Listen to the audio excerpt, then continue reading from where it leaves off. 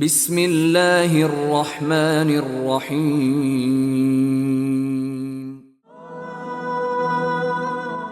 حضرت برا بن عازب رضی اللہ تعالی عنہ رسول اللہ صلی اللہ علیہ وآلہ وسلم سے روایت کرتے ہیں، آپ صلی اللہ علیہ وآلہ وسلم نے فرمایا، دو فرشتے اس کے پاس آتے ہیں تو اسے بٹھا کر پوچھتے ہیں، تیرا رب کون ہے؟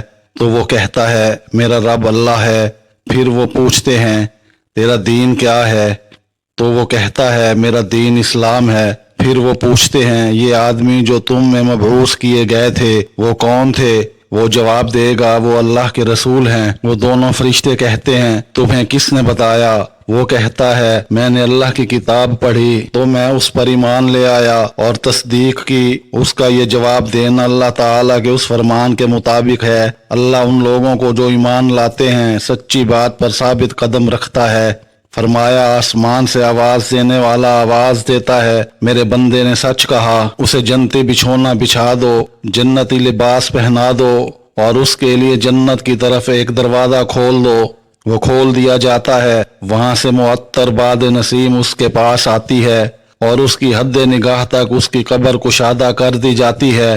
پھر آپ صلی اللہ علیہ وآلہ وسلم نے کافر کی موت کا ذکر کرتے ہوئے فرمایا، اس کی روح کو اس کے جسم میں لوٹایا جاتا ہے۔ دو فرشتے اس کے پاس آتے ہیں تو وہ اسے بٹھا کر پوچھتے ہیں، تیرا رب کون ہے؟ وہ کہتا ہے، ہائے ہائے میں نہیں جانتا۔ پھر وہ پوچھتے ہیں، تیرا دین کیا ہے؟ وہ جواب دیتا ہے، ہائے ہائے میں نہیں جانتا۔ پھر وہ پوچھتے ہیں، وہ شخص جو تم میں مبعوث کیے گئے تھے کون تھے؟ پھر وہی جواب دیتا ہے، ہائے ہائے میں نہیں جانتا۔ آسمان سے آواز دینے والا آواز دیتا ہے، اس نے جھوٹ بولا، لہذا اسے جہنم سے بستر بچھا دو، جہنم سے لباس پہنا دو اور اس کے لیے جہنم کی طرف ایک دروازہ کھول دو۔ فرمایا، جہنم کی حرارت اور وہاں کی گرم لو اس تک پہنچے گی۔ فرمایا، اس کی قبر اس پر تنگ کر دی جاتی ہے، حتیٰ کہ اس کی ادھر کی پسلیاں ادھر نکل جاتی ہیں۔ پھر ایک اندھا اور بہرا داروغہ اس پر مسلط کر دیا جاتا ہے، جس کے پاس لوہے کا بڑا ہتھوڑا ہوتا ہے، اگر اسے پہاڑ پر مارا جائے تو وہ مٹی ہو جائے۔ وہ اس کے ساتھ اسے مارتا ہے تو جن و انس کے سوا مشرق و مغرب کے مابین موجود ہر چیز اس مار کو سنتی ہے، وہ مٹی ہو جاتا ہے، تو پھر روح کو دوبارہ اس میں لوٹا دیا جاتا ہے۔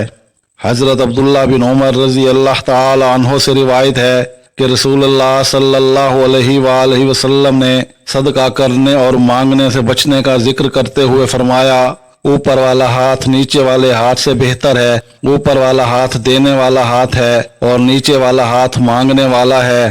حضرت ابو سعید رضی اللہ تعالی عنہ بیان کرتے ہیں، رسول اللہ صلی اللہ علیہ وآلہ وسلم نے فرمایا، کافر پر اس کی قبر میں 99 اژدہا مسلط کر دیے جاتے ہیں، وہ قیامت تک اسے ڈستے رہیں گے۔ اگر ان میں سے ایک اژدہا زمین پر پھونک مار دے تو زمین کسی قسم کا سبزہ نہ اگائے۔